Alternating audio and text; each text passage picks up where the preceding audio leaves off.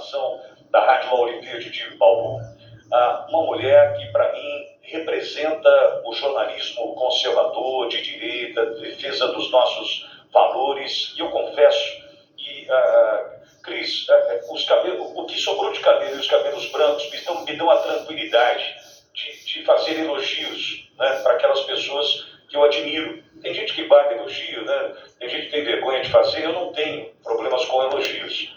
E eu preciso aqui publicamente lhe dizer que, desde a tua chegada ao quadro de comentaristas da Rede Jovem Pan, a tua forma de comentar, a tua clareza e, ao mesmo tempo, a tua firmeza, a contundência na qual você conduz os teus comentários, sempre chamou a minha atenção.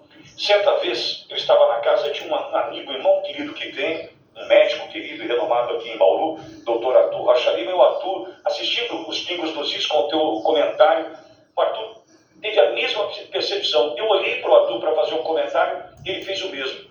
Como essa Cristina manda bem nos comentários, de fácil compreensão, e ao mesmo tempo fala tudo o que a gente quer e precisa falar.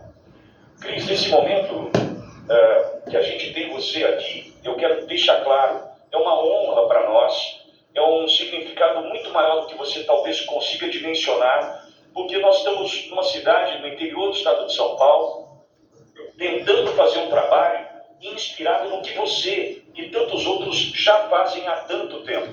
Então, minha gratidão aqui, meus elogios a você, e saiba, é uma honra tê-la entre nós. Cristina Grêmio, seja bem-vinda à Rádio Mauri Verde de Bauru.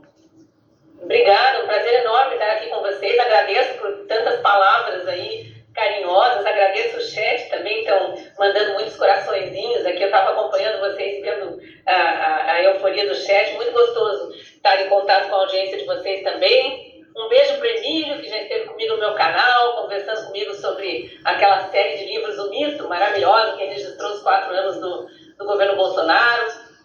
E o meu prazer também de estar aqui dividindo tela com o Olavo, com o Ricardo, estava acompanhando vocês e concordando com tudo. Eu ouço demais isso, sabe, Vitória? Eu agradeço demais, continue, você é a minha voz. Mas vocês todos são minha voz também, então nós estamos todos no mesmo barco aqui. Obrigado, Cris. Muito bom. É bom saber disso. Cris, e é um momento que entendo dessa forma que nós precisamos unir essas pontas, né, neste Brasil, gigantesco Brasil, e organizar de fato essa direita, mostrar a força que tem o conservadorismo aqui, os nossos valores que são inegociáveis. Você entende que a gente caminha de fato para essa organização, Cris? Eu acho que sim, quando falam assim de nascimento da direita e tal, eu não gosto de classificar, eu não gosto nem de dividir o Brasil nesses quadradinhos. O que eu acho é que houve um despertar de consciência, isso não é só brasileiro, né, do mundo, tiveram isso, todo mundo virou, de repente, porta-voz, né, da sua própria história e testemunha dos acontecimentos, né.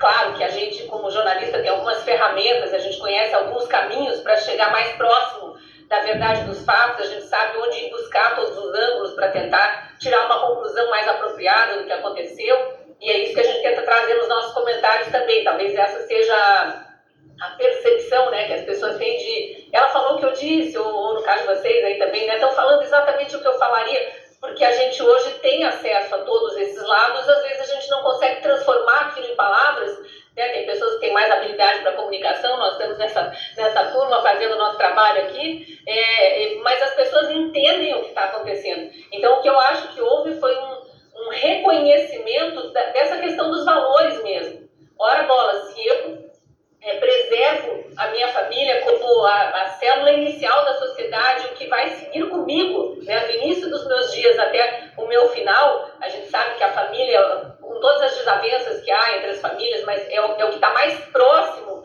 do amor divino mesmo, do amor de pai para filho.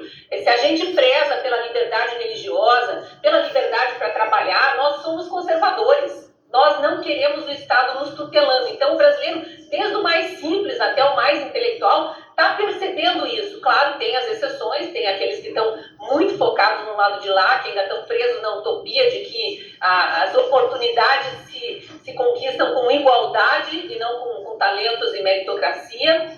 A gente, claro, tem que olhar sempre para quem tem menos chance de conseguir desenvolver seus talentos, mas a gente não pode jamais desprezar os talentos que já prosperam na sociedade a título de tornar todo mundo igual. Tornar igual por baixo é coisa de comunista. Então, desculpe se eu me alonguei aqui, mas eu acho que foi um despertar do brasileiro, e aí eu estendo para o resto do mundo, para olhar para os seus valores, o que defende, né, o que gostaria de ver para os seus filhos, para os seus netos, e passamos a defender com unhas e dentes, sim, quem tem os mesmos valores que nós.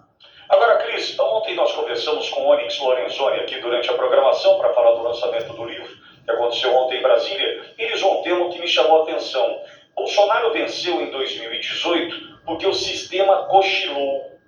Entretanto, depois da vitória do presidente Bolsonaro, sinto que o sistema acordou raivosamente, né?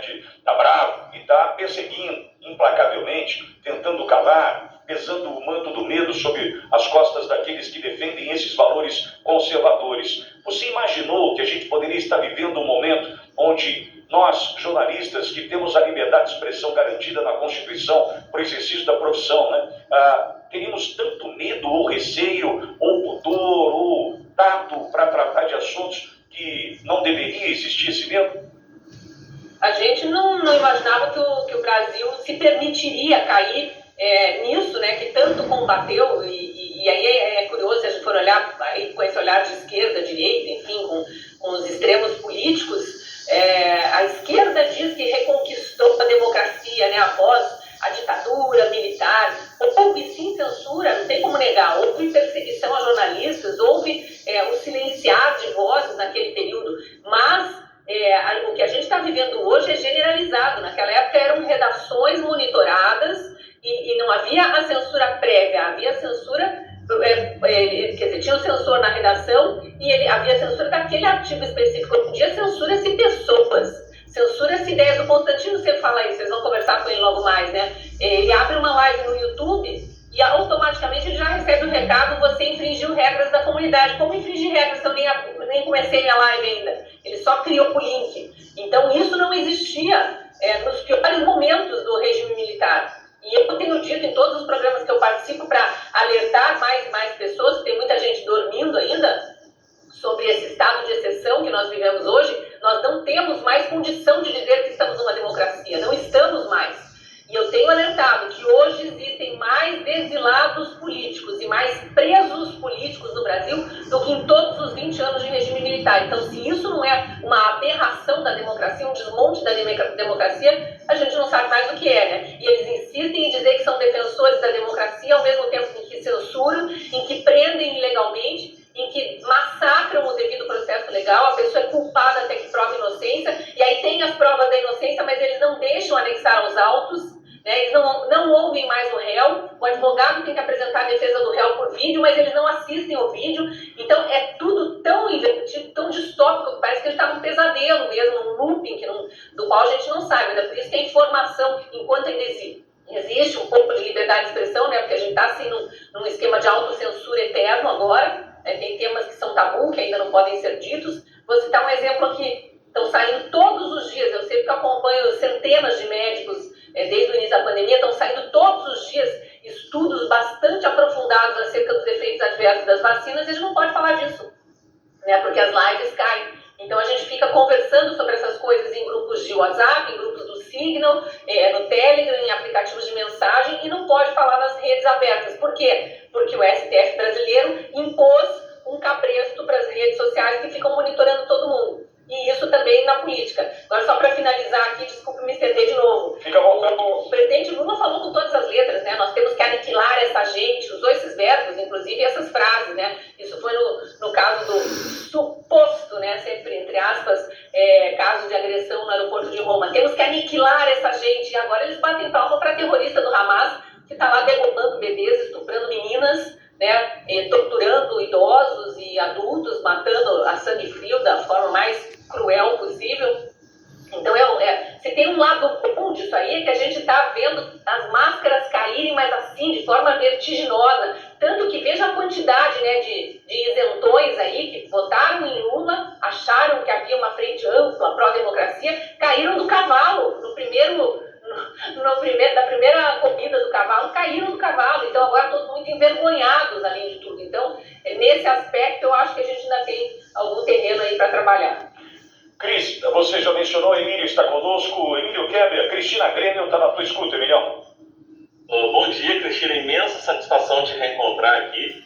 E a pergunta que eu gostaria de fazer para você é sobre a condenação do presidente Bolsonaro novamente no Tribunal Superior Eleitoral pela comemoração dos 200 anos, né? Afinal, a gente faz um centenário toda hora, né? E aí, olha só a contradição. O Bolsonaro foi punido pelo 7 de setembro novamente, sendo que ele também não podia nem usar as imagens do 7 de setembro ano passado, durante o período eleitoral, né? Aí eu gostaria da sua análise em relação a isso. É mais um degrauzinho, né, na caminhada da perseguição que eles vão galgando. E falam com todas as letras, né, Emílio? Eles estão condenando o presidente Bolsonaro pelo patriotismo dos apoiadores do presidente, né? Não podia, imagine, milhões de brasileiros nas ruas para comemorar o bicentenário e querendo a presença do presidente da República com eles, que crime, né? É quase tão hediondo quanto reunir embaixadores, exatamente conforme prevê a Constituição, para dar uma informação adicional àquela que o ministro do STF